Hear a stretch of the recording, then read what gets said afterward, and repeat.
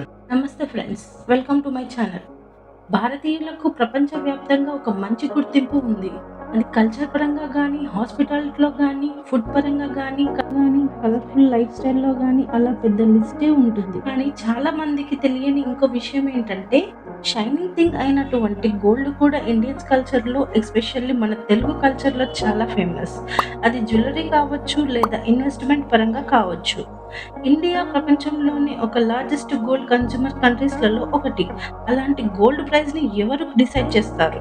భారతదేశంలో బంగారం ధర ఎలా నిర్ణయించబడుతుందో చూద్దాం. International market price, US dollar and Indian rupee price, import duties and taxes, local jewellers association, festive seasons and demand, and economic demand and global factors. వీటి పరంగా ఇండియాలో gold rate decide అవుతుంది. ఇంకా వేరియస్ రీజన్స్ వల్ల కూడా gold price fluctuate అవుతూ ఉంటుంది. International gold price మెయిన్గా లండన్ బులియన్ మార్కెట్ మరియు అమెరికన్ కామెక్స్ మార్కెట్తో ఆధారపడి ఉంటుంది.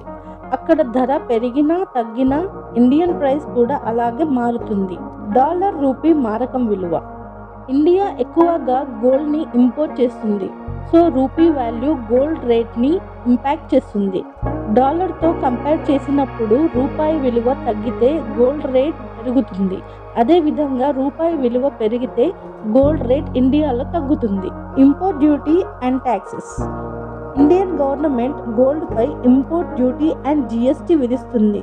ప్రస్తుతం మొత్తం పన్ను సుమారు 15% ఉంటుంది. ఇది మనం షాప్లో చెల్లించే చివరి ధరను పెంచుతుంది. Local bullion association. Hyderabad, Chennai, Mumbai లాంటి ప్రతి నగరంలో బులియన్ అసోసియేషన్ అంతర్జాతీయ ధర, డాలర్ విలువ, ట్రాన్స్పోర్ట్ ఖర్చు ఆధారంగా రోజు లోకల్ గోల్డ్ రేట్ ప్రకటిస్తుంది. Festival and marriage season. Diwali, Dasara, Akshaya Tritiya, వివాహాలు లాంటి సీజన్లలో గోల్డ్ డిమాండ్ ఎక్కువ అవుతుంది. దాంతో షాప్ ఓనర్లు కొంత అదనపు ప్రీమియం జతచేస్తారు. ఆర్థిక మరియు ప్రపంచ పరిస్థితులు. ఇన్ఫ్లేషన్, యుద్ధాలు లేదా మార్కెట్ అనిశ్చితి ఉన్నప్పుడు ప్రజలు గోల్డ్లో పెట్టుబడి పెడతారు. దాంతో ధరలు పెరుగుతాయి. మొత్తానికి బంగారం ధర ఆధారపడేది international price, dollar value, taxes, demand and ఆర్థిక పరిస్థితులపై. Thank you.